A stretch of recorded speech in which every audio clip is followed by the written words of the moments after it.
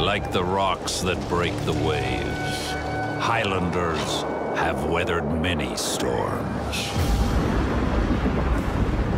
Ancient alliances kept their lands safe, but their oaths have come due. They join our war out of obligation, but they are not to be underestimated.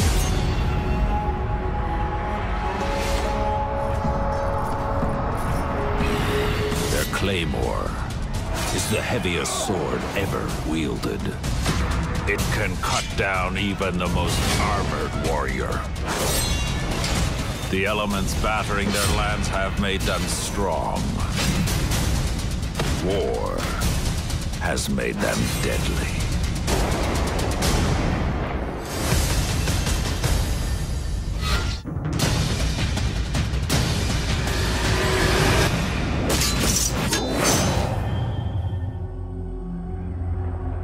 The roar of the crowd can be intoxicating. It can give you the edge you need to defeat an opponent. It can also seal your fate, should you lose favor. The arena is not a battlefield. The thrill of the fight has waned. But how will they fare in all-out war? Gladiators have risen the ranks of fighters and have run out of challengers. With their trident and shield, they charge into the fray. Their armor minimal, and their bravado staggering. It is now time for gladiators to fight. For something greater than themselves.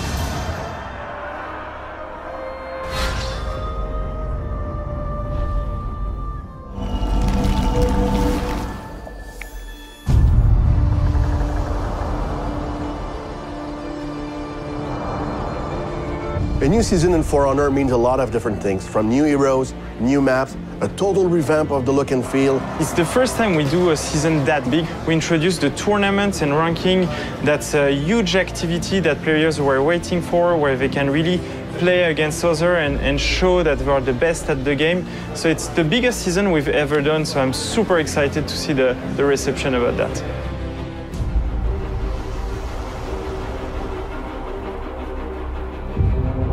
Once a player understands the matchup of all the different heroes, we want to bring new one, so it shuffles the battlefield. We're bringing two new heroes to For Honor. A new Viking, the Highlander, but also from the deep south of the Roman Empire, we're bringing you the Gladiator. How it works on For Honor is that the new heroes are available at the beginning of the new season for the season pass owner, and 1 week after that, everybody can access them. So with Season 3, Grudge and Glory, we're introducing two brand new maps. One that is the Sentinel, that is a realm castle that still has one big tower standing. The Sentinel comes with a ballista, so you can shoot other players on a medieval battleground, so it's super cool. The other one is the Viking village.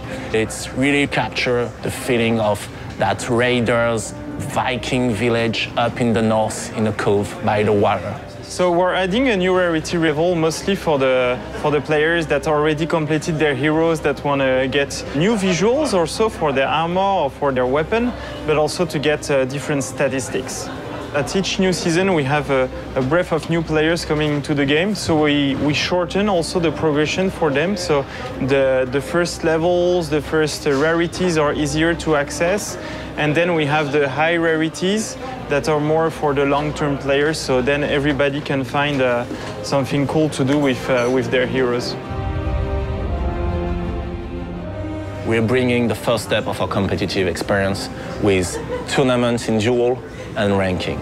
We organized close to 15 tournaments before the game even shipped. So for us, doing tournaments is a normal thing. We paid very close attention to what the community has been doing and all the tournaments that have been organized. So for us, it was just a natural step to bring a competitive feature into the game. That's one of the cool things that the new season, yes, it's 2 new maps, 2 new heroes, but we're also doing a lot of improvements on the site. The UI team, for example, worked a lot on is the heroes menu. So now when you select an execution, when you select an emote, you can see, you can play with it, and that's a really cool thing the team was working on. We've taken a close look at some of our existing maps, and we've looked at how their arena duels were behaving.